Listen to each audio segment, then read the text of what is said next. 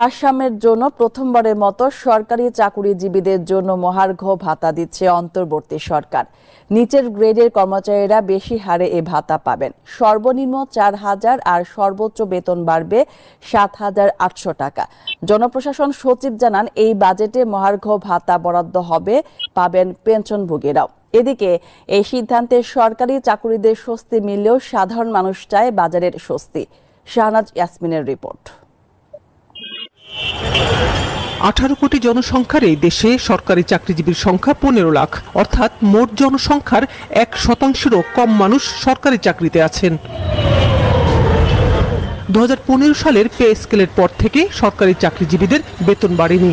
এ সময় নিত্যপণ্যের দ্রব্যে মূল্যস্ফীতির চাপ বেড়েছে। পরিস্থিতি মোকাবিলায় চাকরিজীবীরা দীর্ঘদিন ধরে মহার্ঘ ভাতার দাবি জানিয়ে আসছিলেন। এ সংক্রান্ত গঠিত কমিটি বেতন স্কেল 2015-এর আওতায় মহার্ঘ ভাতার প্রাপ্যতার বিষয়ে পর্যালোচনা করে সুপারিশ করেছে।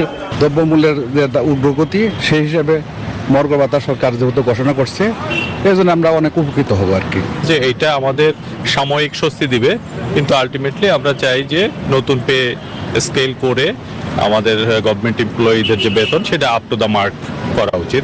সেই সুপারিশ আমলে নিয়ে সরকারি চাকুরিদের জীবনযাত্রায় স্বস্তির আভাস দিলেন অন্তর্বর্তী সরকার। নিচের গ্রেডের কর্মচারীরা বেশি হারে ভাতা পাবেন, উপরের গ্রেডের কর্মকর্তারা পাবেন কম হারে। কোনো চাকরিজীবী 4,000 টাকার কম মহার্ঘ ভাতা পাবেন না। বৈশ্বিক অর্থনৈতিক প্রভাবে যখন দেশের মূল্যস্ফীতি বেড়ে যায়, সে সময় দেশের প্রায় 15 লাখ সরকারি কর্মকর্তা কর্মচারীর জন্য সুখবর নিয়ে এলেন অন্তর্বর্তী সরকার।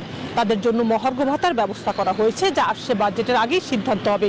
তবে এই সংখ্যার বাইরে দেশে বিশাল এক জনসংখ্যা রয়েছে, যাদের জন্য বাজার ব্যবস্থাপনার দিকে মনোযোগ না দিলে সংকট আরও বাড়বে বলে মনে করছে দেশের সাধারণ মানুষ।